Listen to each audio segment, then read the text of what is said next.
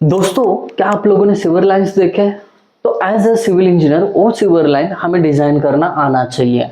अगर आपको अभी तक नहीं आता है कोई बात नहीं, ये वीडियो देखने के बाद मैं गारंटी के साथ कहता हूँ आप सीवर लाइन डिजाइन कर सकते हो। ये आपको सीखने मिलेगा बैठ के आराम से अपने अपने घर, और आपके साथ रहेंगे आपके अपने अविनाश सर। तो देर किस बात की है, फटाफट शुरू कर देते हैं आज का लेक्चर। तो दोस्तों, आज हम सॉल्व करेंगे समर 2023 में पूछा गया सर्कुलर सीवर डिजाइन पे एक न्यूमेरिकल, जो प्रैक्टिकली भी बहुत ही इंपॉर्टेंट है। ठीक है, अब ये सर्कुलर सीवर डिजाइन करने के लिए आपको डेटा क्या दिया है ये पहले समझिए। ये सब कुछ आसानी से समझेंगे, बट अभी तक आपने चैनल को सब्सक्राइब नहीं किया है दोस्त, फटाफट कर दीजिए और अपने सारे दोस्तों के साथ इसको शेयर कर लीजिए। ठीक है, अभी मैं आपको समझाता हूँ सीवर डिजाइन करने के लिए आपको डेटा क्या दिया है। वो बोलते हैं कि जिस जोन के लिए आप ये डिजाइन करोगे सीवर लाइन, मतलब जिस एरिया के लिए डिजाइन करोगे उसका पॉपुलेशन है 1,75,000। कितने लोग रहते हैं वहां पे? 1,75,000। डन। अब इसके डिजाइन पैरामीटर्स निकालने के लिए मैनिंग्स कांस्टेंट दिया है n 0.012। उसके बाद सीवर रनिंग हाफ फुल, जो भी सीवर डिजाइन करोगे वो कितना मात्रा में बहता है ये दिया है, सीवर रनिंग हाफ फुल। इसका कहाँ पे यूज होगा न्यूमेरिकल के दौरान समझा दूंगा। अब डिजाइन करना मतलब क्या? अब सर्कुलर सीवर है तो उसका डायमीटर निकालना मतलब डिजाइन करना है ना। डायमेंशन पैरामीटर फाइंड आउट किए तो आपने डिजाइन किया। तो मोटिव क्या है? आपको डायमीटर, वो जो सर्कुलर सीवर है ना उसका डायमीटर फाइंड आउट करना है।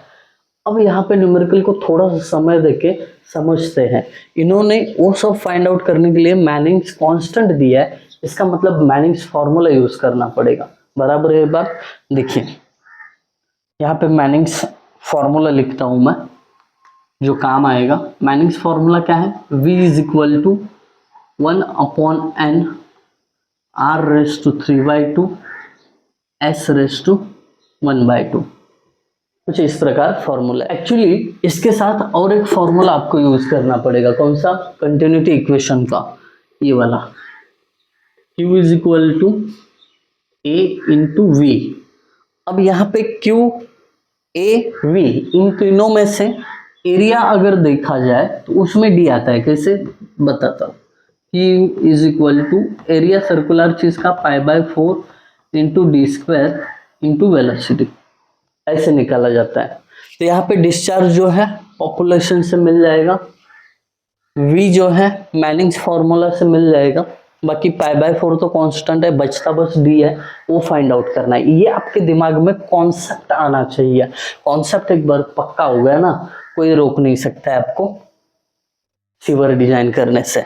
चलिए तो 1 बाय 1 हम क्या करते हैं, इसकी क्वांटिटीज निकालते हैं। नजर के सामने आपके ये होना चाहिए। मैं कॉन्सेप्चुअल पढ़ाता हूँ, रट्टा मारने वाली चीज बिल्कुल नहीं होती है यहाँ पे। ठीक है, और आपको भी वो पसंद नहीं है। बहुत बढ़िया। चलिए यहाँ पे क्यों पहले फाइंड आउट करते हैं, मतलब स्टेप वाइज चलता हूँ, भी स्टेप बोलता हूँ इसको। स्टेप 1 क्या करना है? Quantity of water supply, quantity of water supply. अभी सीवर लाइन में कौन सा वाटर होता है? जो यूज किया गया वाटर है वो डिस्चार्ज करते हैं ना, वो होता है। बट उससे पहले यूज कितना किया जाता है वाटर, ये तो पता कर लो। इसके लिए क्वांटिटी ऑफ वाटर सप्लाई, हर घर में कितना क्वांटिटी ऑफ वाटर सप्लाई जाता है ये तो फाइंड आउट करना पड़ेगा। कैसे करते हैं? ये इज इक्वल टू आबादी कितनी है? 1,75,000। और हमारा स्टैंडर्ड रूल क्या कहता है? एक इंसान को 135 लीटर पर डे लगता है ना। पढ़ा होगा आपने ये थ्योरी में। तो 135 लीटर पर डे वाटर लगता है। तो इसको हमें क्या करना है? बस मीटर क्यूब पर सेकंड में करना है ताकि यहाँ पे यूज कर सके। देखिए इज इक्वल टू 1,75,000। बहुत इजी है, कोई भी टेंशन नहीं लेगा इसका। दोस्त टेंशन लिया तो फिर तो गया, टेंशन लेने से कोई नहीं होता है। लीटर का अभी मीटर क्यूब करना है, तो लीटर का मीटर क्यूब कैसे होता है, सिंपली 10⁻³ से मल्टीप्लाई किया तो ये मीटर क्यूब हुआ। अब नीचे डे है, एक डे में 24 घंटे, एक घंटे में 60 मिनट और एक मिनट में 60 सेकंड, ये हो गया सेकंड में। इतना इजी है। चलिए इजी है तो कैलकुलेशन भी करना पड़ेगा, कर लेते हैं। 1,75,000 into 135 into 10⁻³ divided by 24 into 60 into 60 बराबर। ये एक्चुअली सेकंड है, आप कंफ्यूज मत करना, 5 हो जाएंगे उसमें। 0.273 कितना हुआ, 0.273 मीटर क्यूब पर सेकेंड। बट मुझे क्या लगता है जितना क्वांटिटी ऑफ वाटर सप्लाई हो रहा है उससे कुछ ज़्यादा ही डिस्चार्ज होता है। आप एज ए ह्यूमन बीइंग सोच के देखो, जितना आपको वाटर सप्लाई होता है उससे ज़रूर एक्स्ट्रा का वाटर क्या होता है, डिस्चार्ज होता है, राइट। तो वो हमें कंसिडर कर लेना चाहिए। तो वो स्टेप नंबर 2 में मैं फाइंड आउट करूँगा। ये क्यों बोल रहा हूँ शायद आप लोग समझ रहे होंगे, सारी चीज़ें खुल के नहीं बतानी होती है। आपको पता है वाटर इनकमिंग 175 है और ज़्यादा क्यों जा रहा है, समझ रहे हो। एज ए ह्यूमन बीइंग आपको समझना चाहिए कि मैक्सिमम डिस्चार्ज ज़्यादा क्यों होगा। मतलब आप बोलोगे कि सर हमें जो वाटर सप्लाई हुआ था वो 0.273 मीटर क्यूब पर सेकेंड था, बट अभी मैक्सिमम डिस्चार्ज में आप क्या कर रहे हो, 1.5 से उसको मल्टीप्लाई कर रहे हो, मतलब इतना वाटर सीवर लाइन में एंटर होगा। ये कैसे, तो आपको पता है कैसे होता है, ठीक है। अगर किसी को पता नहीं है तो मुझे टेक्स्ट कर लेना, समझा दूंगा मैं, डन, ठीक है। अब इसको मल्टीप्लाई करता हूँ मैं 1.5, मतलब 50% एक्स्ट्रा। ये ना डिजाइन पैरामीटर में कभी भी सेफर साइड के लिए ज़्यादा कैपेसिटी रहे तो बेटर रहता है, ठीक है। इसके लिए 1.5 और दूसरे भी कुछ क्राइटेरियाज है, उसको लेके हम क्या कर रहे हैं, कंसिडर कर रहे हैं। 0.4095 0.4095 मीटर क्यूब पर सेकेंड। अब एक्चुअली सीवर डिजाइन करने के लिए ये क्वांटिटी आपको कंसिडर करना चाहिए था क्यू की जगह, बट ये मॉडल आंसर वालों ने फिर वही ये कैलकुलेट करने के बावजूद भी ये यूज किया है। मुझे लगता है इससे बेटर रहेगा कि आप इसके लिए जाओ। मैं इससे जा रहा हूँ, आपको मॉडल आंसर के साथ जाना है तो इसके साथ जा सकते हो, कोई दिक्कत नहीं है। स्टेप नंबर 3 पे चलते हैं। अब देखिए स्टेप 3 कैसे बनेगा। क्यू तो हो गया है ऑलरेडी, एरिया के लिए π/4 इंटू d² सेट है।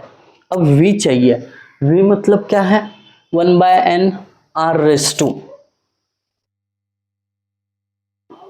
एक मिनट,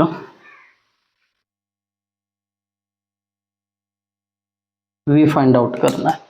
क्या करेंगे, v is equal to 1/n r⁻³ और यहाँ पे s⁻² है। अब यहाँ पे क्या करना पड़ेगा, आपको वैल्यूज पुट करना पड़ेगा, बट उससे पहले क्या आपके पास रेडियस और ये है क्या क्या स्लोप, सिवर का स्लोप कितना होना चाहिए, ये है क्या। एक्चुअली सिवर का स्लोप तो इन्होंने दिया ही नहीं है, तो यहाँ पे आप क्या करो, अज्यूम करो। अगर नहीं दिया तो अज्यूम करो, मॉडल आंसर में भी अज्यूम किया है, s is equal to 1/550। Model answer में इसको ना i बोला है, तो कंफ्यूज करने की जरूरत नहीं है। पहले भी हम मैनिंग्स फॉर्मूला ऐसे यूज कर चुके हैं ना, तो इसलिए मैंने ओरिजिनल फॉर्मेट में रखा है 1/550। अब ये s का तो होगा, अभी r का क्या करना है। एक्चुअली n तो दिया हुआ है, उसका कोई टेंशन नहीं है। r का क्या करना है चलिए मैं बता देता हूँ। r मतलब होता है हाइड्रोलिक मीन डेप्थ, ये आपने सुना होगा, और अब लिखूंगा तो आपको एहसास भी होगा कि इससे पहले ये कर चुके हैं हम। Hydraulic mean depth is equal to A upon P, ऐसा इसका फॉर्मूला है। तो अभी क्या करेंगे, यहाँ पे वैल्यूज पुट करेंगे जो बहुत इजी है। चलिए पुट करते हैं वैल्यू। एरिया क्या होता है सर्कुलर सेक्शन का, π/4 इंटू डी का स्क्वायर। अब पेरीमीटर, पेरीमीटर बचपन से आप सीखते आए हो, सर्कुलर सेक्शन हो तो उसका पेरीमीटर होता है 2πr। अब r की जगह मैं क्या ऐसे लिख सकता हूँ, r is equal to d/2 हो सकता है ना, डायमीटर का हाफ होता है ना रेडियस, तो वही क्या कर रहा हूं मैं यहाँ पे r की जगह पुट कर रहा हूं d/2। चाहिए तो आप ना ब्रैकेट में ऐसे लिख सकते हो, perimeter is equal to 2πr और आगे जाके r is equal to d/2 हो गया, ताकि बाद में रेफर करोगे तो समझ में आएगा ये कैसे आ गया, है ना। नहीं तो बाद में सर खुजाते रहते कि ये कैसे आया। नहीं दोस्तों, ये आदत लगा दो शॉर्ट नोट्स लिखने की, पेंसिल से लिखेंगे तो बेटर रहेगा। डन। अब यहाँ पे देखिए, ये 2 को 2 कैंसिल हो गया, यहाँ पे स्क्वायर में से ये d कैंसिल हो गया, नीचे बस पाई बचा है, तो ये पाई और ये पाई कट हो जाएगा, ये डिनोमिनेटर 4 है नीचे आ जाएगा। That means r is equal to d/4 बन गया, है ना। कमाल की चीज, d/4 बन गया, मतलब यहाँ पे सॉर्टेड है, r की जगह d/4 आ जाएगा, 1/n, n की जगह दिया हुआ वैल्यू, तो सब सॉर्टेड है। अभी क्या करना है, बस जो मैनिंग्स फॉर्मूला है या ये इक्वेशन है कंटिन्यूटी इक्वेशन, इसमें वैल्यूज को पुट करना है, इतना इजी है। चलिए कर लेते हैं, थोड़ा सा सेपरेशन बना देता हूँ यहाँ पे, यहाँ से शुरू करते हैं। देखिए Q is equal to, actually model answer में उन्होंने ये यूज किया है, बट मैं ये यूज कर रहा हूँ, रिपीट कर रहा हूँ आपके लिए। आपने ये यूज किया तो भी कोई दिक्कत नहीं है, ठीक है। तो इसका मतलब ये हुआ, जितना क्वांटिटी ऑफ वाटर आपको सप्लाई हो रहा है उतने के लिए आप डिजाइन कर रहे हो। वो मुझे प्रैक्टिकली सही नहीं लग रहा है, या कुछ इसके पीछे हिडन अगर कॉज होगा तो बाद में पता करेंगे, बट फिलहाल इसके लिए जाओ, 0.4095 के लिए ही जाओ। Q 0.4095 इज इक्वल टू, या किसी को कभी समझा कि सर ये ना लेके ये क्यों लिया, तो मुझे जरूर बताना कमेंट सेक्शन में, सबके लिए फायदा रहेगा, ठीक है। 0.4095, उसके बाद एरिया π/4 इंटू डी का स्क्वायर इंटू वी का वैल्यू क्या है पता कर लेते हैं। v का वैल्यू, यहाँ पे एक ट्विस्ट आने वाला है, ये चीज किस लिए यूज कर रहे हैं ये बताऊंगा मैं, बट उससे पहले v का वैल्यू क्या पाए हैं हम, वो देखो 1/n का वैल्यू 0.012, ठीक है। उसके बाद r की जगह क्या पुट करने वाले, d/4 और उसका पावर 3/2, और लास्ट में आपके पास s था, उसको हमने क्या अज्यूम किया 1/550, यहाँ पे लिखता हूँ 1/550 रेज़ टू 1/2। सबसे पहले यहाँ पे ये जो Q लिया है आपने, इसको हाफ करना पड़ेगा, क्यों, क्योंकि सीवर रनिंग हाफ फुल, जितना भी डिस्चार्ज हो रहा है उसका हाफ लेना है आपको। कितना लेना है, हाफ पोर्शन लेना है, इसके लिए यहाँ पे /2। ये बात कभी भी भूलना नहीं है, ये लाइन का ही मतलब ये है, ठीक है। इसको स्टार मार्क करके रखा है, डन, याद रखोगे आप, डन। इसके बाद अभी बस कांस्टेंट का कैलकुलेशन करो, डी जो बचता है ना उसको एज इट इज रखो, तो क्या क्या हो जाएगा, इधर का सेपरेट कैलकुलेशन किया जाएगा, 0.4095, कैलकुलेशन बहुत सही तरीके से करना जरूरी है, अदरवाइज पूरे मार्क्स चले जाएंगे। 0.205 एक्चुअली इधर 4 था, 4 के आगे 6 7 है, तो मैंने उसको एक नंबर से बढ़ा के 5 लिखा, इज इक्वल टू, ये π/4, फिर बाकी जो कांस्टेंट है इनको निकाल लेते हैं पहले, shift π/4 into 1 divided by 0.012 into 1 divided by 550 raise to 1/2 यानी 1 डिवाइडेड बाय 2। एक्चुअली ये रूट में डालते तो भी चलता, दोनों का मीनिंग सेम होता है।